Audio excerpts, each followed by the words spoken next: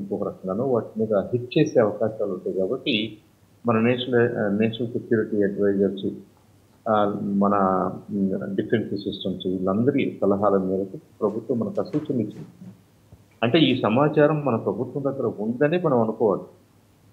ఎవరైతే ఇలాంటి high resolution pictures సేకరిస్తున్నారో, హై రిజల్యూషన్ ఇమేజెస్ సేకరిస్తున్నారో, వాళ్ళు ఎందుకు సేకరిస్తున్నారు, ఎవరి చేతుల్లో ఉంది, ఏ మేరకు ఉందనేది డెఫినెట్గా కొంత అవగాహన మన ప్రభుత్వం దగ్గర ఉంటుంది. సో ఇప్పుడు మీరు బయటపెట్టినటువంటి అంశాలని దాని లోతుపాతులు కూడా చూడాల్సినటువంటి అవసరం ఉంది. Definitely our government will look into that, our defence agencies will look into that. అదే సార్, ఇప్పుడు సాంబశివరావు గారు ఇతను ఒక కంపెనీ ప్రమోట్ చేశాడు sir, business systems international private limited BSI. ఇతను ఫ్లోట్ చేసి ఆ కంపెనీని తీసుకొచ్చి మక్సార్ స్పేస్ టెక్నాలజీస్ తోటి పార్ట్నర్షిప్కి వచ్చాడు. వచ్చినప్పుడు Maxar space technologies it did not cross check, మామూలుగా ఉంటుంది కదా, బ్యాక్గ్రౌండ్ వెరిఫికేషన్ ఉంటుంది కదా, చేయలా అనేది వాళ్ళే they have confessed. And the same guy Ubaidullah Syed, he was imprisoned for more than 1 year by a federal court in US for illegally transferring technologies from US to Pakistan.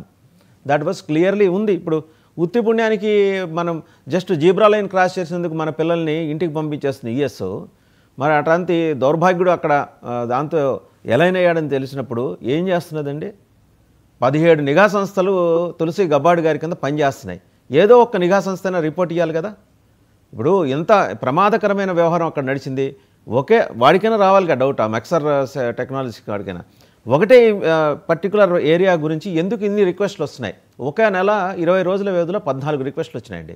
And for each image it cost around 3 lakhs. అంటే అంత accuracy ఉంటుంది వాళ్ళు తీసి. మీకు తెలుసు, శాస్త్రవేత్తగా మీరు ఇవన్నీ చూసుంటారు. ఆ యాక్యురసీ ఉన్న ఇమేజ్కి ఎంతైనా ఖర్చు పెడతారు చాలా ప్రభుత్వాలు అతనికి, ఆ కంపెనీ క్లయింట్స్. అలాంటి కంపెనీలో పాకిస్తాన్ చొరబాటుదారుడు ఒకడు వచ్చాడు, ఉబైదుల్లా సయీద్.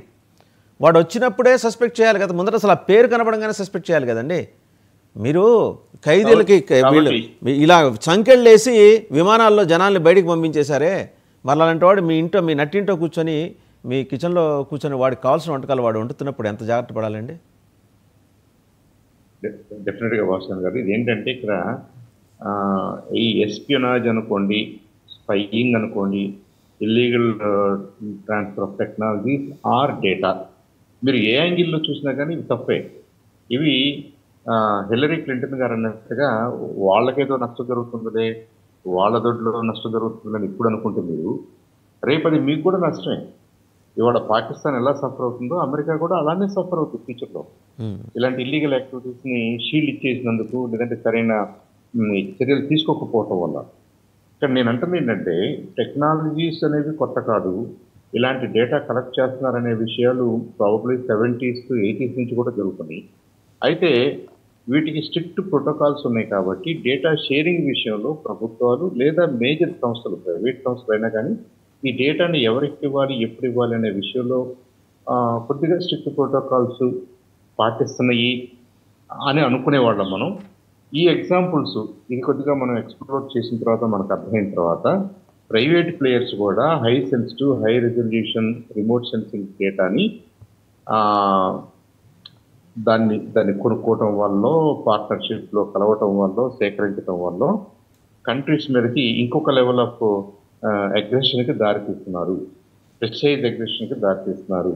ఇది చాలా డేంజరస్. కాబట్టి డెఫినెట్లీ దిస్ ఈజ్ సంథింగ్, ఇది యుఎన్ స్థాయిలో జరగాల్సినటువంటి డిస్కషన్ అని చెప్పేసి మనకు అనిపిస్తుంది.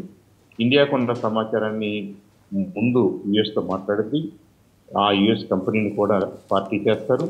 And beyond that what needs to be done internationally, ఈ డేటా ట్రాన్స్ఫర్ టెక్నాలజీ యూసేజ్ ప్రోటోకాల్స్ని ఇంకంత టైట్ చేయాలి, ఎలా టైట్ చేయాలి to contain terrorism, to contain terrorist అన్న విషయాల్లో కూడా ఐ థింక్ ఇది కొద్దిగా న్యూ డైమెన్షన్. అవును సార్, ఇలా జరుగుతుంది అనేది మనకు ఐడియా ఉంది, కానీ మన విషయంలో కూడా జరిగింది. స్పెసిఫిక్గా ఒక అమెరికన్ కంపెనీ ఇన్వాల్వ్ అయింది, ఒక పాకిస్తానీ నేషనల్ ఇన్వాల్వ్ అయ్యాడు, ఒక పాకిస్తానీ ఇన్వాల్వ్ అయ్యాడు, అటు క్రిమినల్, నోన్ క్రిమినల్ ఇన్వాల్వ్ అయ్యాడు అన్నది ఐ థింక్ మల్టిపుల్ లెవెల్స్లో ఫెయిల్యూర్గా మనం చూడాలి. అది యుఎస్ జ్యుడిషియల్ సిస్టంలో ఫెయిల్యూర్గా చూడాలి, లా అండ్ ఆర్డర్లో ఫెయిల్యూర్గా చూడాలి, వాళ్ళ ఫారిన్ పాలసీలో ఫెయిల్యూర్గా చూడాలి, అనేక లెవెల్స్లో మనం ఫెయిల్యూర్గానే చూడాలి. వాళ్ళ ఫెయిల్యూర్ మన తలనొప్పికి వచ్చిందని కూడా మనం అర్థం చేసుకోవాలి. రైట్ సార్, మనతో పాటు only agency or other agencies అన్నది probably in future we need to explore. Yes sir, మనతో పాటు జేడి లక్ష్మణ్ గారు కూడా జాయిన్ అయ్యారు. సార్ నమస్తే sir. In fact light night development దీని మీద చాలా డీప్ లెవెల్ డిస్కషన్ అయితే